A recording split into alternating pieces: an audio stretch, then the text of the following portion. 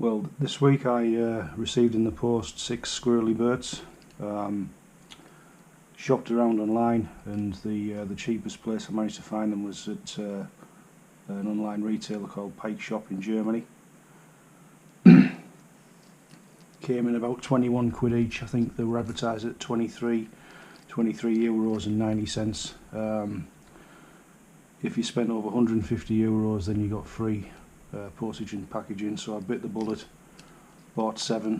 One of them's for my mate Dave. I think it came to 167 euros, so obviously you didn't have to pay the postage, but still quite a hefty outlay. The models that I bought were the unweighted, the weighted Burts, which I believe the difference between the weighted Burts and the unweighted Burts is simply that they come with a rattle inside, which obviously adds a little bit more weight. The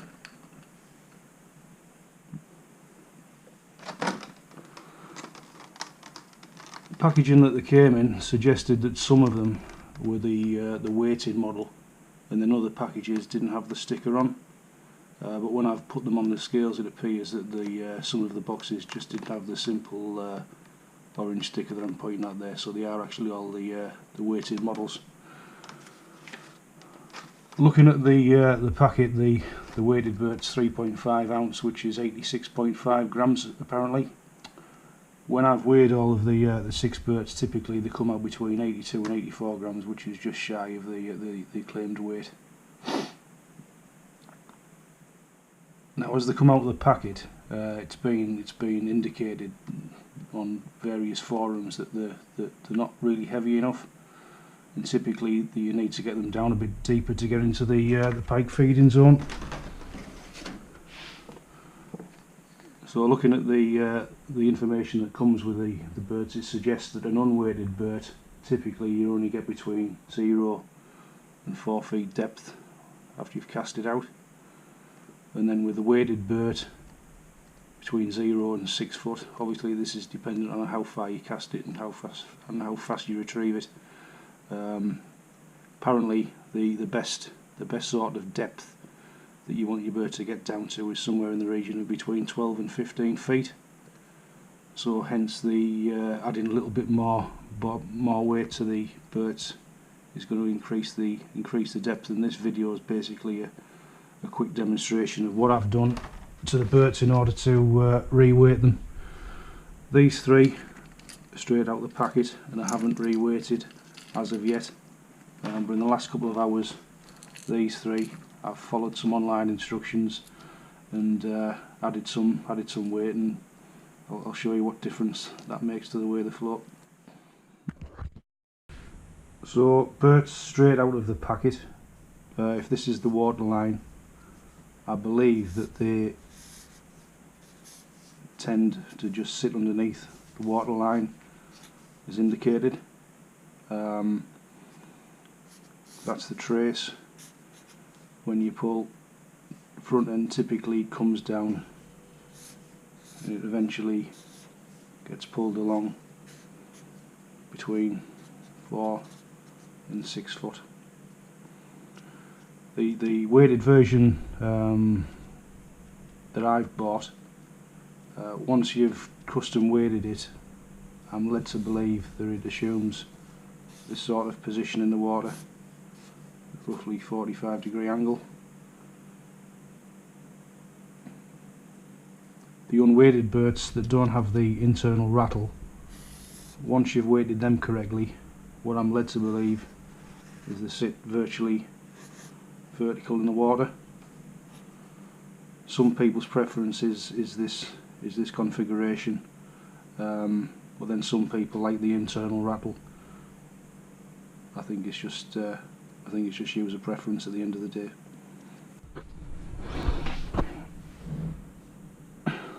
Just to explain some of the kit that I'll be using to re-weight these 3. First thing is these 10mm split rings. The stock split rings that you get with a Burt, if you can see this, they're like a 3-coil design. They're fairly heavy. Problem is with these, if you if you're fishing and you manage to get a snag, there's a massive amount of resistance required to break these split rings and get them to pull out of shape to release the hook.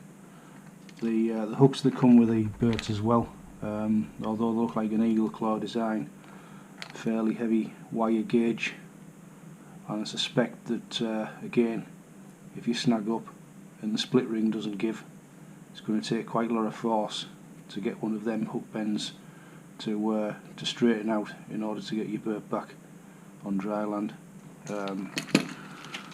So one of the first things I'll be doing is splitting out the stock split rings with two of these. I believe that these are roughly around £30 breaking strain, which if you do snag up, they should pull straight and you get your Burt back. Also, what I will be doing is changing out the stock hooks for these eagle claws, which you can see a slightly finer gauge, meaning that it'll bend out easier.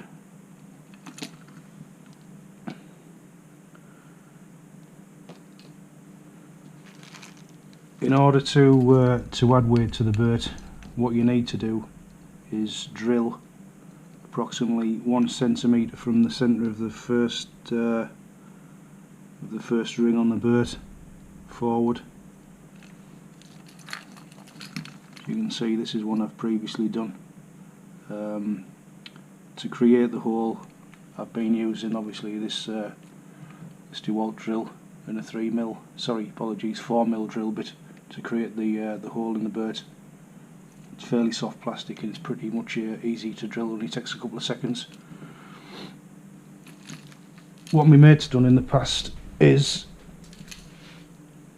once he's drilled out the hole, he's taken a bubble float bung, which basically plugs the gap while you're adding weight, and then you can put it in the water to see what effect the lead weight's having. Good thing about a bubble float bung is that obviously it's got a like an internal lip,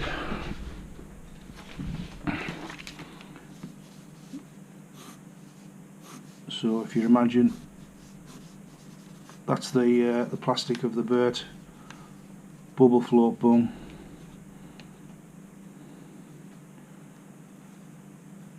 You shape something like that, so when you press it into the hole, it's secured on the back when you press it in. What I've chosen to go for, because I don't have any bubble floats, is that I've searched on eBay and managed to find these little rubber stops. I think these ones were 4mm. I think the purpose is that for like plugging partially used printer cartridges to stop them drying out, but I've found on the 3 that I've done this morning, it's fairly snug fit, pushes in, and once you've got the epoxy over the top, they're not going to go anywhere. I think they were about £3 for a dozen on eBay.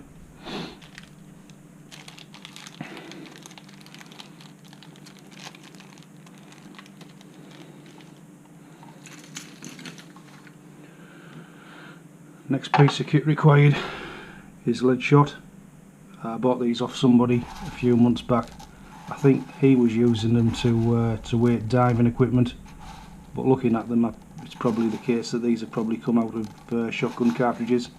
Saying that, there's quite a variety of different sizes in there, probably between 2 and 4mm. I've had quite a lot of this in the past because I make my own sea fishing weights and carp weights.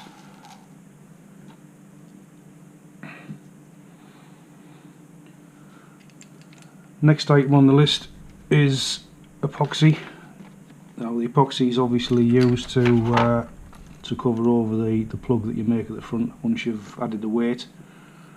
What I've also done is as well, some of these where the wire goes into the Burt, you can see some small holes here. So just as an added security, what I've done is I've put some epoxy in there as well, just to stop any water getting inside the Burt.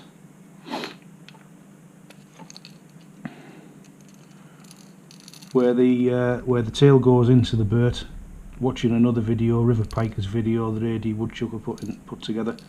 He always puts a bead of glue around the tail just to stop you getting water in there, because even just a tiny little bit of water to these weighted birds can make a massive difference and be the difference between the bird actually sinking and floating. And what you don't want to do is your bird to sink. So I got this Gorilla epoxy, which goes like bell metal in 5 minutes, but I do quite a bit of fly tying, and a lot of the weighted nymphs that I chuck out. Instead of using epoxy, what I use is a UV cured resin called Bug Bond. So the three birds that I've done this morning, I've actually used this rather than epoxy. I think it's quite a lot more expensive, but the benefit is that once you've given it a zap with a UV torch in 10-15 seconds, it's rock hard, whereas the epoxy can take up to 24 hours to cure.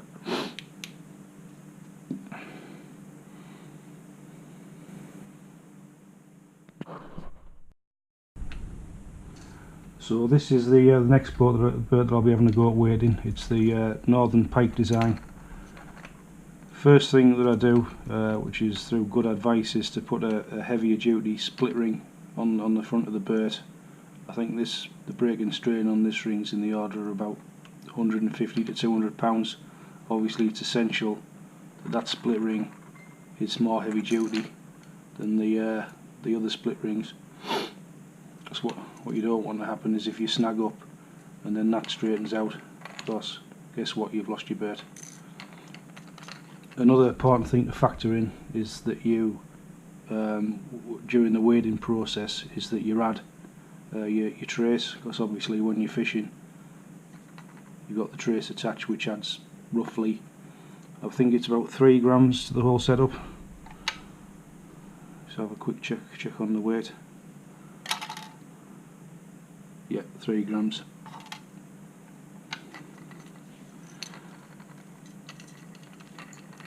So by adding the trace when I can get it to clip in. So standard setup, if I place this in water,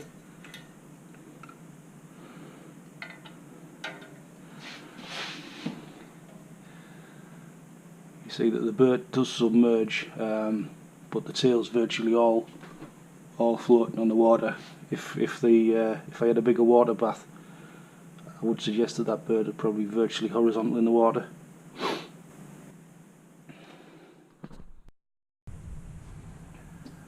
So what I've done next is I've removed the stock split rings and the trebles that come with a bird, taken them off. First thing you can see here is that where the front treble's been removed, although the bird's been epoxied at some point, there's a tiny little pin prick hole there at the front, which I can manage to get this needle into. So the first job there is to put a tiny bead of this Bug Bond on to cover that hole. Then with my UV torch,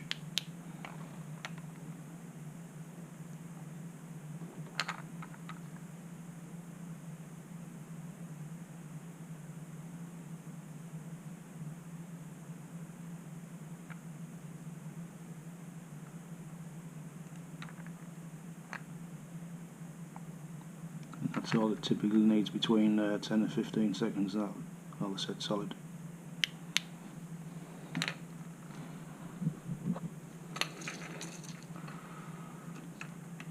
Round the tail, using the same Bug Bond material, just going to put a bead of that down the full circumference of the tail.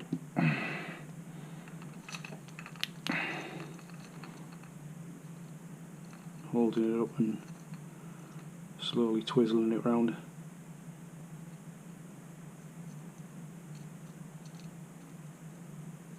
set the epoxy.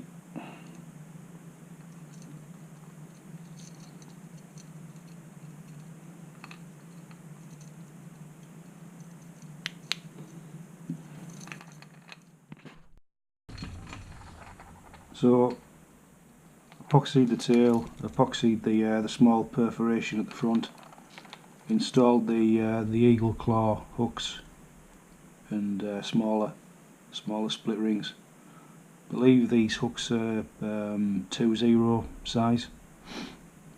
So the next thing to do now is to drill the hole in the front of the Burt, which will be used to fill the front with the lead shot.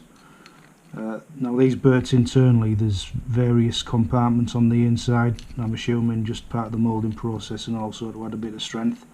So it is important that you drill the hole in the right place, because I think there is like a compartment at the front. So if you were to drill nearer the front, you'd fill the front of the compartment, which would have a knock-on effect as to how it sits in the water. So the rule of thumb is to drill a hole approximately 1 centimetre away from the front treble point. I've done 3 now, and I'm pretty good at estimating dimensions, so I think I'll go with that.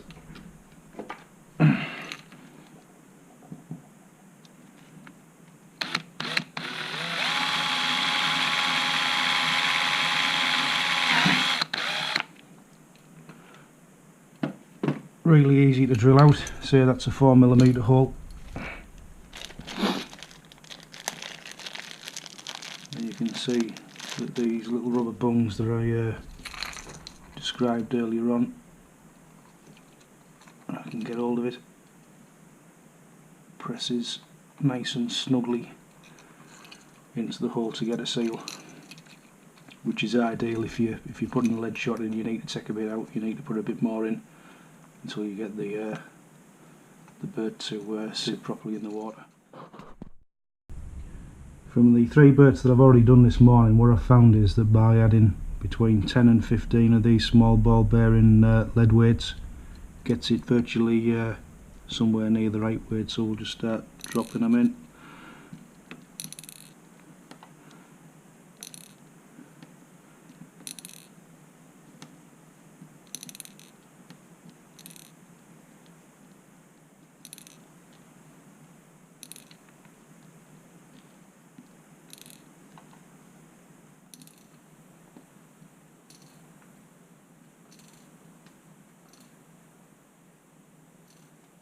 So I opted for 15 there.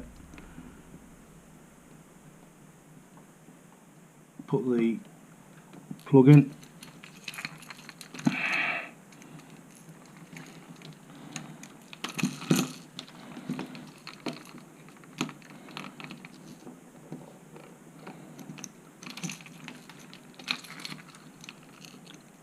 Connect the wire trace eventually, fingers like pig's tits. We'll have a drop in the water to see how that floats.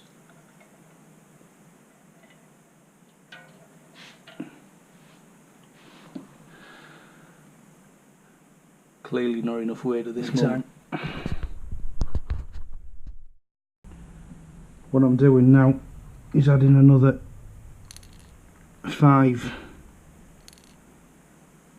lead balls.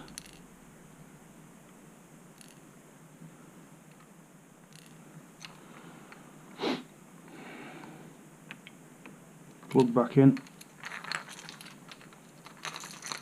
Bloody trace has come off the front.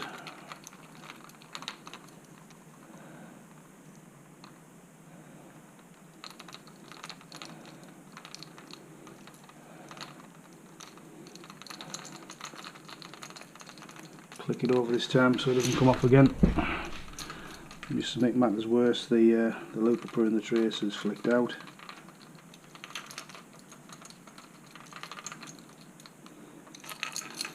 So this has got 20 small weights in now. See if it floats any better. One thing I forgot to mention is the optimum the optimum weight float is just so the very end of the tail is just breaking the water.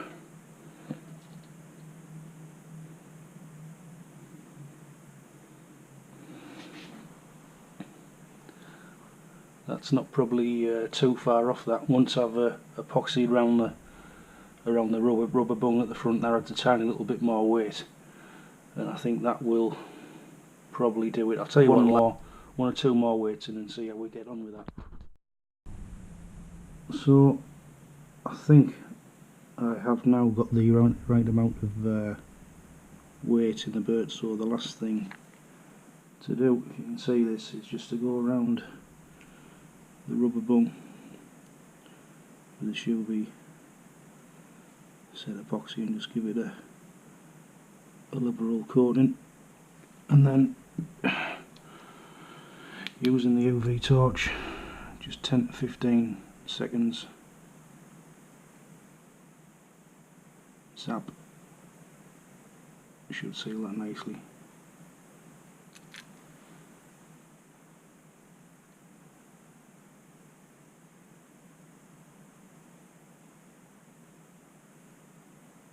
Either I've got the onset of Parkinson's, or I drank a bit too much red wine last night, as you can see by my shaking hand.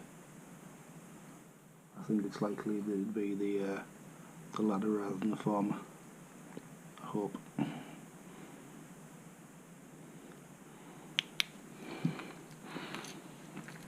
Right. Just unclip that. Let's see how we get on. If it sinks, I'll be sick.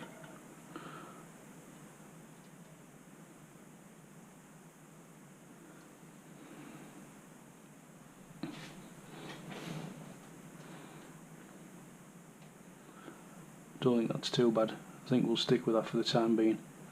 One other thing to note as well, if you're fishing with the Burt and then you catch a fish and you've got to clip the hooks off, be aware that if you don't put the same hooks back on and they're a heavier gauge, it could just take one heavier hook for your Burt to start sinking. As I've just been finding out, experimenting with different weight hooks, it doesn't take hardly anything at all to unbalance the Burt. Right, 4 down, 2 more to do. That you've just seen me waiting a couple of seconds ago. In hindsight, I think it was probably still a bit too light to put it on the scales, and I think it was only 83 grams. And as mentioned earlier, it's well recognised that the correct rate's somewhere between 87 and 88 grams. So I put, I think, another 3 or 4 pieces of shot in there. As you can see now, that is perfect. Just the very top of the tail now touching the water. Right. Well, there we go. It's taken me probably about 3 hours to weight these 6 Burts. Each one probably got a bit quicker the quicker I was grasping what I needed to do. The only one I haven't done is the one I got from my mate Dave Jones. Don't think he'd be best pleased if he had to go at custom weighting his Burt. I think speaking to Dave, he gets great satisfaction in weighting his own, so leave that one for him. Just like to say, by the way, that this video, a lot of the hints and tips that I got came from the River Piker video that the Dairy Woodchucker put together, which you can see on my iPad now. I don't want to take anything away from their video. Their video was really good, and in comparison to mine, I would imagine that mine's probably dour and boring. But there we go. Just trying to think if there's anything else worth mentioning.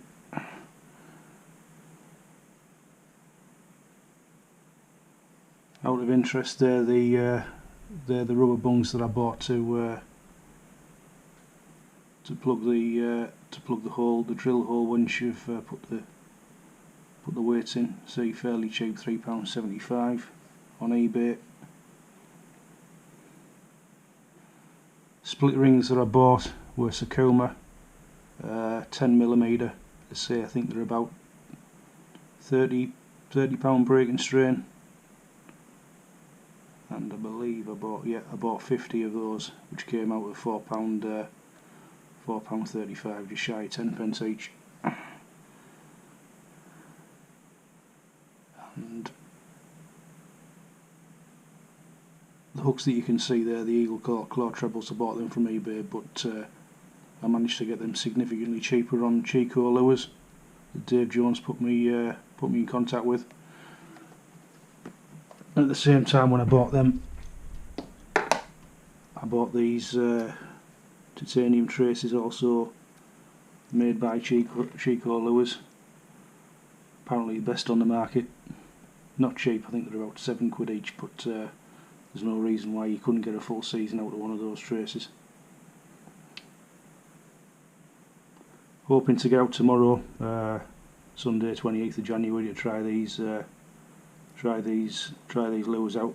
Not quite sure of venue yet. The rivers are in flood at the moment, so it'll either be depending on river level, a trip to the swale, or if the water's still high, probably a run down to the Erin Calder Canal. I was there a couple of weeks back, had a couple of decent pike on Squirrely Burts, and I think that's probably where the attraction to these lures has come from. Okay, thanks for watching.